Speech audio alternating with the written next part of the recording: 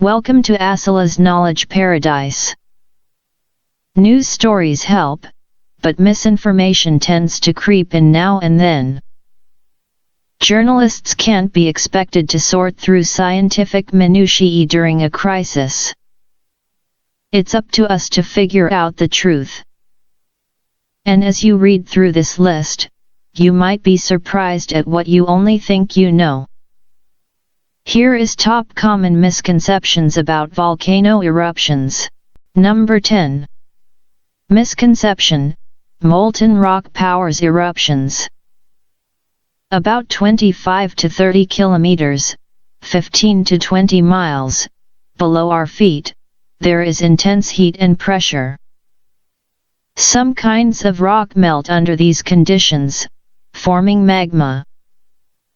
That red-hot liquid rock has enough buoyancy to rise towards the surface through cracks in the overlying crust. It might not get there, but if it does, there will be an eruption. There's a long way to go, though. Surely the weight of the overlying rock helps squeeze the magma along? Nope. It's running on gas, not fossil fuel. The gas is dissolved in the molten rock. These include water vapor, carbon dioxide, and sulfur dioxide. Gases bubble out of the magma as it gets higher, since the pressure is decreasing because there is less rock. You can safely get the same effect by opening a carbonated beverage bottle. The contents are under pressure, but carbon dioxide bubble appear when the seal is released. But our magma conduit is still capped, so the gases have nowhere to go but out into the conduit. This speeds up the rising melt, and a chain reaction starts that can lead to an eruption, if the gases don't run out and the magma doesn't encounter a barrier of some sort that it can't pass. If it does stop, then the magma will begin to cool, eventually freezing in place as a dike, sill, or pluton. Erosion sometimes uncovers these structures, revealing their beauty in places like Devil's Tower in Wyoming. Number 9. Misconception: lava always erupts in flows. What's missing here is the other half of the picture. Lava can also explode onto the scene. We're too busy running away or watching it in awe from a safe distance to realize that this is lava, too. It all depends on the gases mentioned earlier, as well as the rising magma's temperature and viscosity. Temperature is a no-brainer.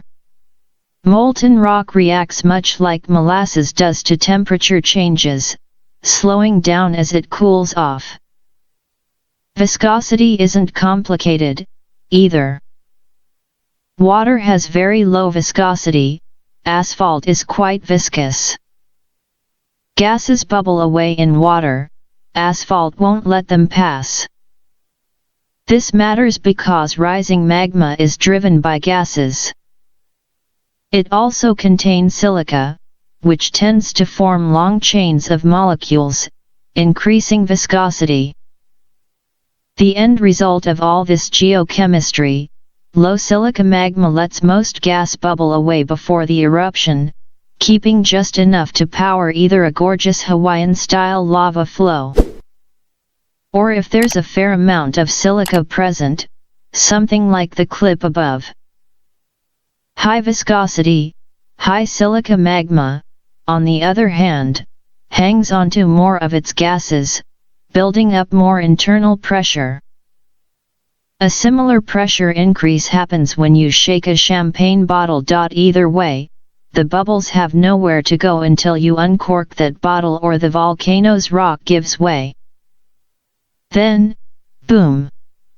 You now have a champagne-splattered sports team and a countryside covered in shattered lava, respectively. Number 8. Misconception: volcanoes erupt smoke. Actually, the solid material in that impressive plume is rock and natural glass. Don't believe it? Ask Mexico's Popocatépetl volcano. During the terrible wildfire season this year in both hemispheres, we have seen plumes above major fires that certainly looked volcanic.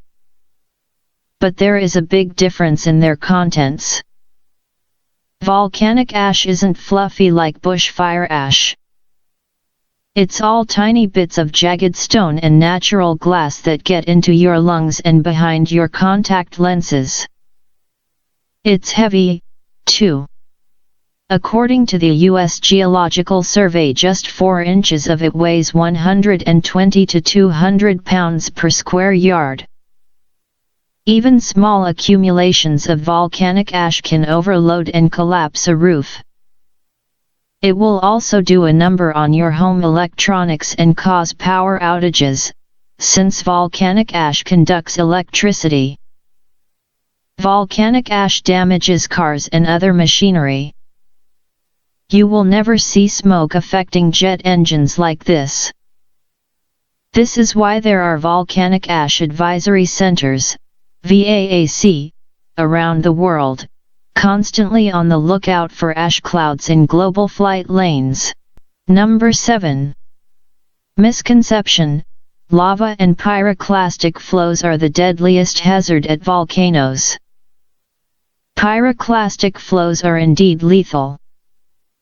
Lava flows, not so much. Lava usually moves slowly enough that you can get out of its way.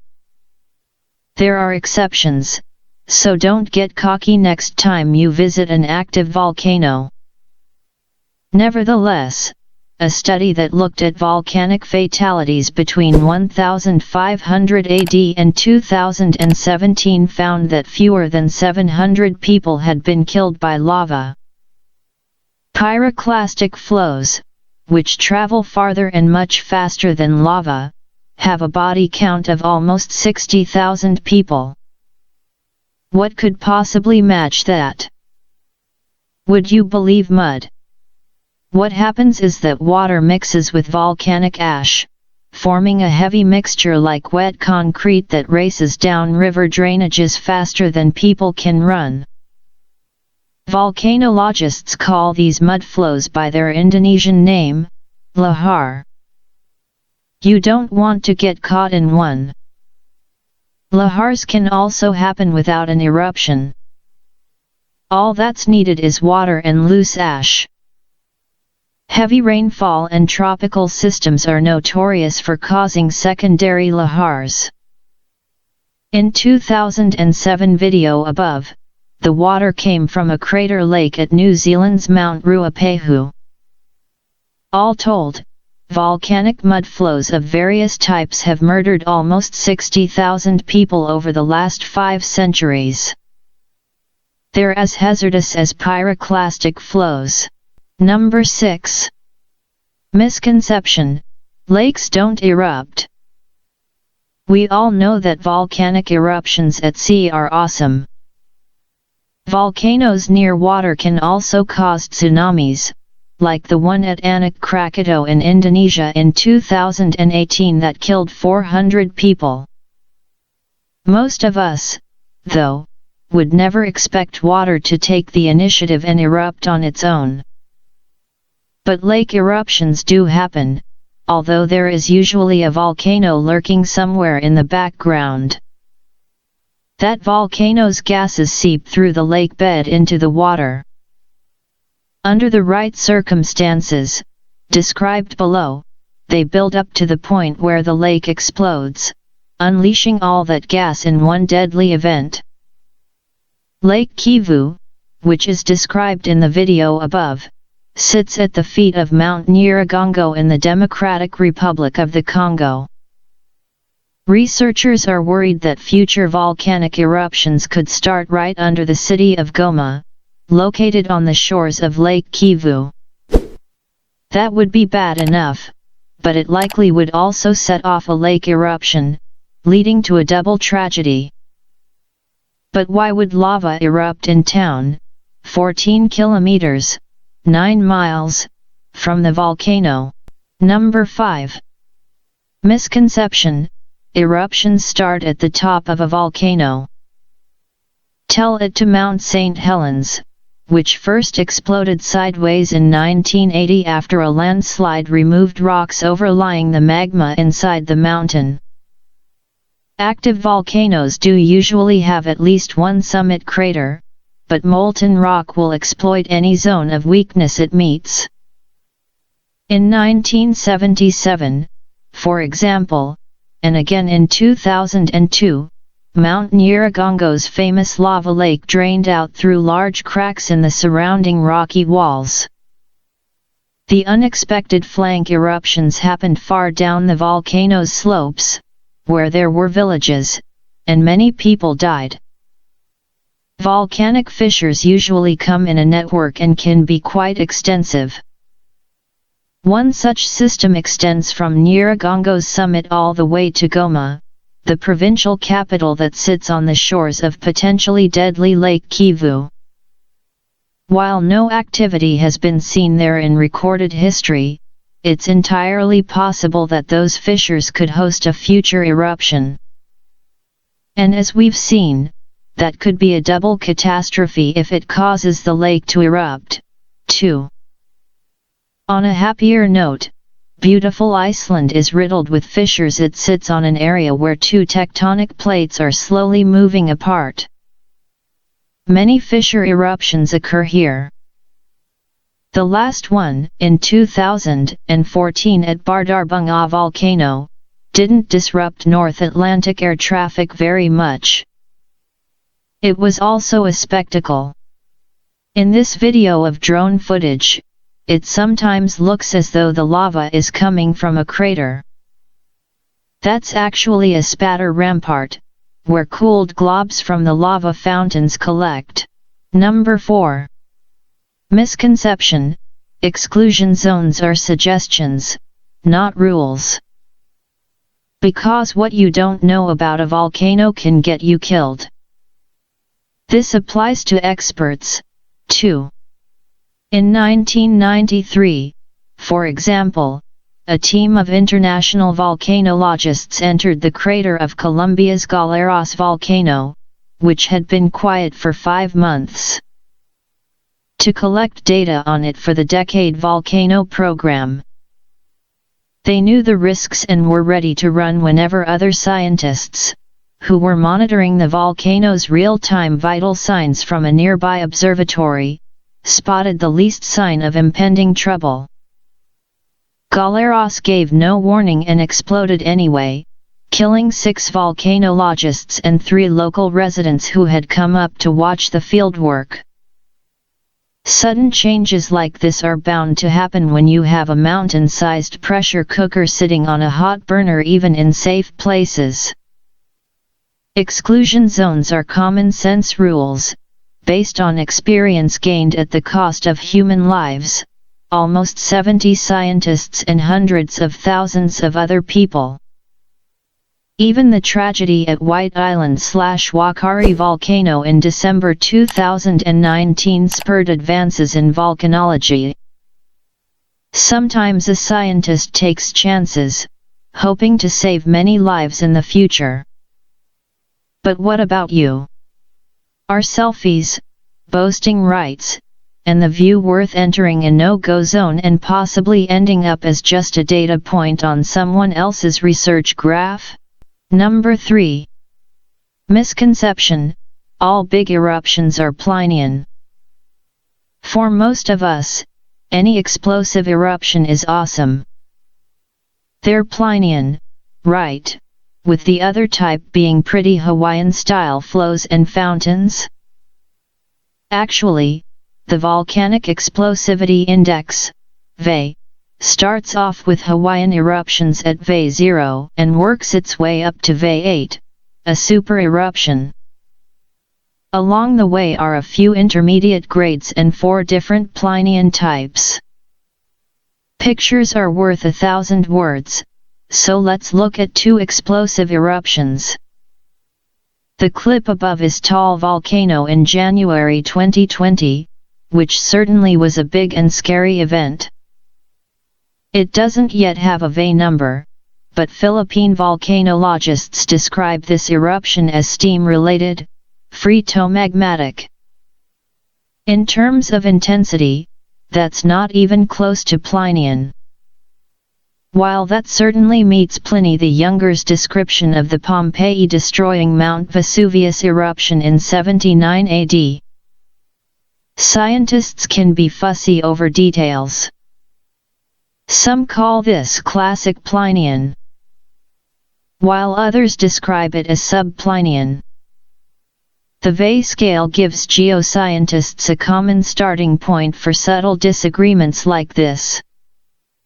For example, Veii 4 is Pelian/Plinian Þingeyjafjallajökull, the Icelandic volcano that messed up air traffic in 2010. Veii 5 is Plinian Mount St. Helens, 1980. Veii 6 is Plinian/Ultraplinian Pinatubo, 1991. Veii 7 is Ultraplinian Tambora's huge 19th century eruption. Luckily, humanity hasn't experienced a Veii 8 during recorded history. What would that be like? Number 2. Misconception: supereruptions are like nuclear blasts. Which is easier, trying to absorb the fact that a supereruption blasts out at least 1,000 cubic kilometers of material, or just letting filmmakers and game designers imagine it for us? Of course we go with simulations. Since the scale of such real-life events is beyond our experience, special effects artists often go nuclear.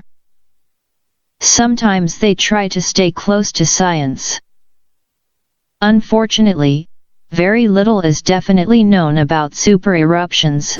Other than that, at least 2 other giant calderas in the US besides Yellowstone have erupted during the last 2 million years. Along with others in New Zealand, Indonesia, Japan, and South America. Of these, Taupo in New Zealand hosted the world's most recent supereruption about 23,000 years ago, while Indonesia's Toba supereruption 74,000 years ago was the largest. Currently, scientific explanations for how supereruptions happen include: 1. Unzipping. Multiple Plinian eruptions happen along giant ring fractures in the ground, emptying out the magma chamber below, which in turn collapses to form a caldera. This may have happened at California's Long Valley caldera. 2. Boiling over. Some supervolcanoes, like Cerro Galán in Argentina, show no evidence of Plinian eruptions. Perhaps very dense clouds of crystalline magma poured out of the developing caldera here but were too heavy to rise very high, clip above. We'll never really know how supereruptions happen until we experience one. Let's hope we survive it. Number 1. Misconception: any supervolcano eruption means the end of the world. As little as we know about supereruptions, it's still clear that the global consequences of one would be terrible. But this doesn't mean that we should all panic if the Yellowstone Volcano Observatory, or its equivalent at any other supervolcano, ever posts a warning. Small eruptions happen, too. In fact, experts note that Yellowstone's most likely next round will either be a hydrothermal blast, a steam explosion large enough to toss rocks around, or a lava flow. Relatively small hydrothermal explosions are common at Yellowstone, happening every 2 or 3 years. Larger ones, those that form craters several hundred meters wide, occur every few thousand years. And Yellowstone has had 80 known lava flows since its last Veii 8 some 630,000 years ago. The last one took place about 70,000 years ago. Such non-explosive activity wouldn't have much impact outside Yellowstone Park. Could scientists monitoring Yellowstone tell whether an impending eruption was going to be small or supersized? Yes, probably. Because of the huge volume of magma on the move, a supereruption is likely have enormous precursors, those changes in seismicity, ground deformation, chemistry, and other measurements that signal upcoming changes in any volcano's behavior. Thank you for watching. Please subscribe, like and share this video.